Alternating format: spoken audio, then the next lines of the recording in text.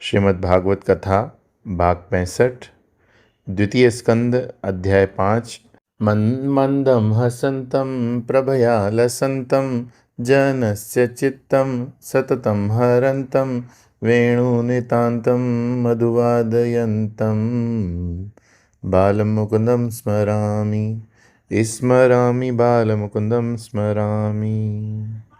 ब्रह्मा जी द्वारा सृष्टि का वर्णन। श्री सुखदेव जी ने कहा कि हे परीक्षित, एक बार ब्रह्मा जी के मानस पुत्र देवर्षि नारद ने अपने पिताजी को प्रणाम करते हुए कहा कि हे पिताजी, आप इस संपूर्ण जगत के पिता हैं, आप सभी देवताओं से भी श्रेष्ठ हैं और संसार का निर्माण करने वाले हैं। आप मुझे ये वरदान दीजिए जिसके द्वारा मैं अपने आत्मस्वरूप को पहचान जाऊं। देवदेव नमस्तेस्तु भूतभावन पूर्वज तदविजानीहि यज्ञानमात्मतत्त्वनिदर्शनम्। भगवान के दर्शन या आत्मा के दर्शन का तात्पर्य है अपने आप को पहचानना। यहाँ जानने और पहचानने का अंतर समझ लें। हम पहचानते उसको हैं जिसे पहले से जानते हैं। एक बार एक व्यक्ति मुझसे मिलने आया। मैंने कहा मैं आपको पहचान नहीं रहा, मुझे याद ही नहीं आ रहा कि आप कहाँ कौन हैं, कब मिले। उसने कहा आप मुझे कैसे पहचानेंगे, मैं तो आज से पहले आपसे कभी नहीं मिला। जानना पहचानने का पहला चरण है, लेकिन बहुत बार जानना पर्याप्त नहीं होता, पहचान भी होनी चाहिए। इसके बारे में त्रिपुरा रहस्य में बहुत सुंदर वर्णन आता है। हम जागृत, स्वप्न और सुषुप्ति अवस्था को जानते हैं और इनके अनुभवों को पहचानते भी हैं। ये जागृत का अनुभव था, लेकिन हम पहचान नहीं पाते। ये निर्विकल्प समाधि का अनुभव है, इसलिए जानना पर्याप्त नहीं, पहचानना भी आवश्यक है। अब हम देखते हैं कि हम अपने आप को कितना और कैसे जानते हैं। हम जानते हैं कि हमारी सत्ता निरंतर है, हमें कभी भी अपने अभाव का अनुभव नहीं होता। हम जानते हैं हम जड़ नहीं, चैतन्य स्वरूप हैं। हम जानते हैं कि हम आनंद स्वरूप हैं। कोई भी व्यक्ति अधिक प्रेम उसी से करता है जो उसे अधिक आनंद देता है। हम सबके अधिक प्रेम अपने आप से करते हैं, अतः निश्चित रूप से हम स्वयं अपने को सबसे अधिक आनंद देने वाले हैं। ये तीनों बातें हम सभी जानते हैं, लेकिन पहचानते नहीं। अपने आप को आनंद स्वरूप समझ नहीं पाते। कठोपनिषद में यमराज नचिकेता को बार बार कहते हैं, एतद वैतद, ये वह है। महावाक्य तत्वमसि में भी हमें अपनी पहचान कराई गई है।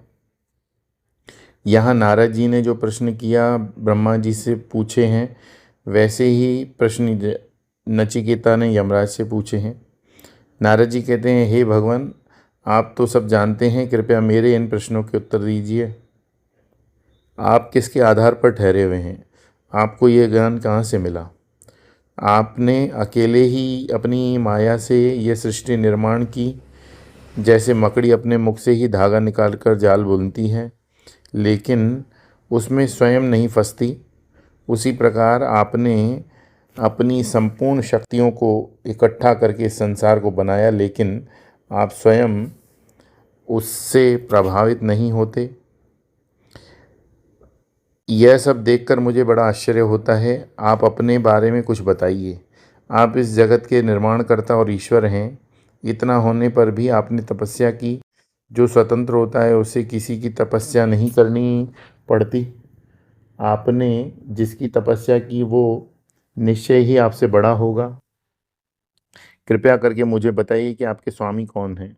ब्रह्मा जी ने कहा, हे वत्स, तुम्हारे प्रश्न अति उत्तम हैं, क्योंकि ऐसे प्रश्नों के द्वारा सभी का कल्याण होता है। तुम्हारे प्रश्न पूछने से मुझे भी भगवान के बारे में बोलने का अवसर मिलेगा।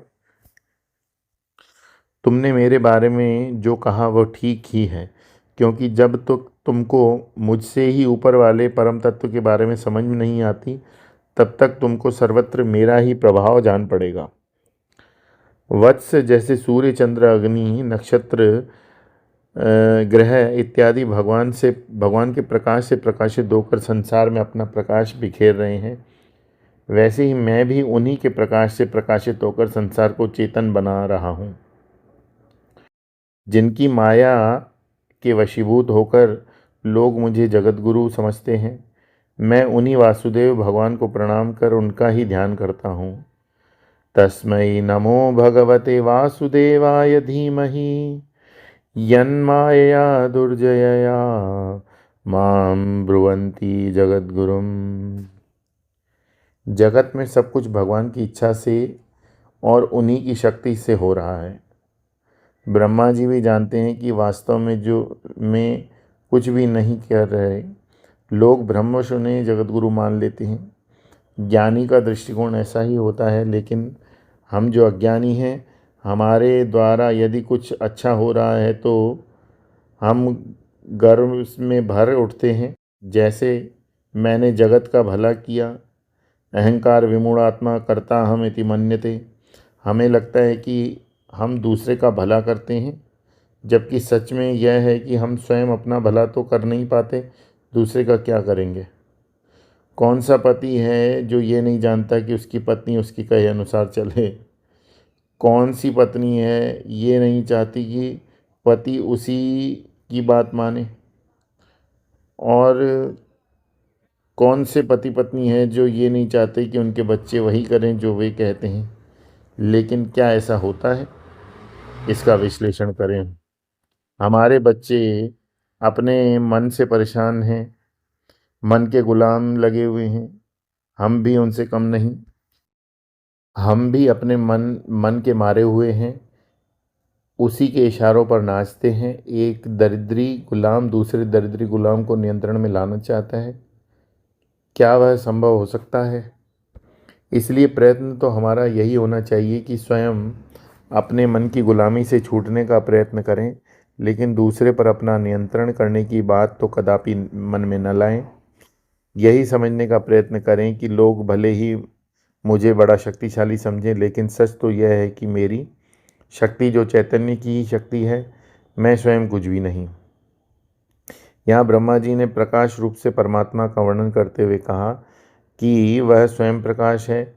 उसी के प्रकाश से सूर्य चंद्र तारे आदि प्रकाशित हो रहे हैं, और मैं भी प्रकाश रूप से। ऐसा ही वर्णन उपनिषद में आता है। न तत्र सूर्यो भाति न चंद्र तारकम नेमा विद्यतो भांति कुतोयमग्नि तमेव भांत मनुभाति सर्वम तस्य भाषा सर्वमिदं विभाति। भगवत गीता में भी भगवान विश्व रूप का वर्णन करते हुए संजय से कहते हैं कि यदि आकाश में एक साथ हजारों सूर्य उग जाएं तो जितना प्रकाश होगा वैसा ही दिव्य प्रकाश इस विश्व रूप का था। आइए इन वक्तव्यों पर विश्लेषण करें। अंधेरे कमरे में एक जुगनू मोमबत्ती भी प्रकाश पुंज मालूम होते हैं, लेकिन सूर्य निकलते ही इनका महात्म्य समाप्त होने लगता है। एक मोमबत्ती जलाकर धूप में रख दें, उसकी लौ दिखेगी भी नहीं। सूर्य के प्रकाश के सामने दूसरे किसी की कोई महत्ता नहीं है, लेकिन सूर्य के प्रकाश की महत्ता भी हमारी आँखों से ही है। हमारी आँखों का प्रकाश सूर्य के प्रकाश से भी अधिक तेज है। इन आँखों को प्रकाशित करने वाला और मन को प्रकाशित करती है बुद्धि, यानी मन का प्रकाश आँखों से है अधिक और बुद्धि का प्रकाश मन से अधिक। बुद्धि को प्रकाशित करता है चैतन्य, यानी चैतन्य ही सबसे अधिक प्रकाश वाला है। वो हमारा स्वरूप है। यह सभी द्वैत और सभी सापेक्षताओं से परे है। सबको प्रकाशित करता है, लेकिन स्वयं किसी से प्रभावित नहीं होता, क्योंकि यह सिद्धांत की बात है कि जो प्रकाशक है वो प्रभावित नहीं होता। जो प्रभावित यानी प्रकाशित ही रहा है वो प्रकाश नहीं हो सकता।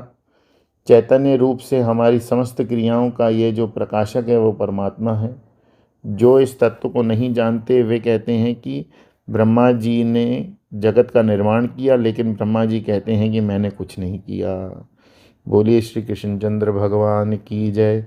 श्रीमद् भागवत महापुराण की जय।